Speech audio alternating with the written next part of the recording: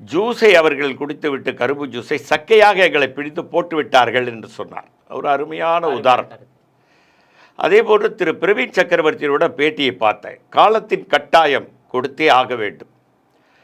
அதே போன்று திரு ராஜேஷ்குமாருடைய கருத்தும் அதே அடிப்படையை ஒற்றியே எங்களுக்கு ஆட்சியில் பங்கு வேணும், அதிகாரத்தில் பங்கு வேணும், அப்போதுதான் நாங்கள் காங்கிரஸ்காரர்களுக்கு காமராஜரை மீண்டும் மீண்டும் நினைவுபடுத்தி கொண்டிருக்கிறோம், நீங்கள் காமராஜரை நினைவுபடுத்தி கொண்டிருக்கிறீர்களே தவிர அதற்குண்டான ஒரு நிலைமையை நீங்கள் உண்டாக்கலைன்றதுனால எங்களுக்கு ஆட்சியில் பங்கு வேணும்னு கேட்டிருக்கார். அதே போன்று தான் திரு நாராயணன் அவர்களும் காலத்தின் கட்டாயம் கொடுத்தே ஆக வேண்டும் என்று எல்லோரும் இதை நோக்கி நாங்கள் புறப்பட்டு விட்ட காரணத்தினால் நீங்கள் திராவிட முன்னேற்ற கழகம் இனிமேல் அதற்கு ஏதாவது ஒரு பதில் சொல்ல வேண்டிய கட்டாயம் ஏற்பட்டிருக்கிறது என்பது மட்டும் தவிர்க்க முடியாத ஒரு நிலை இன்றைக்கு.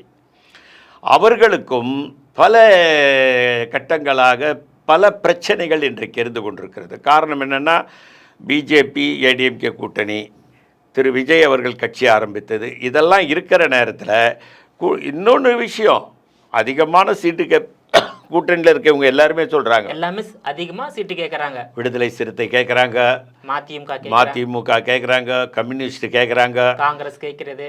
ஆனால் கொடுத்து ஆக வேண்டிய கட்டாயமும் இருக்குது. ஏன்னா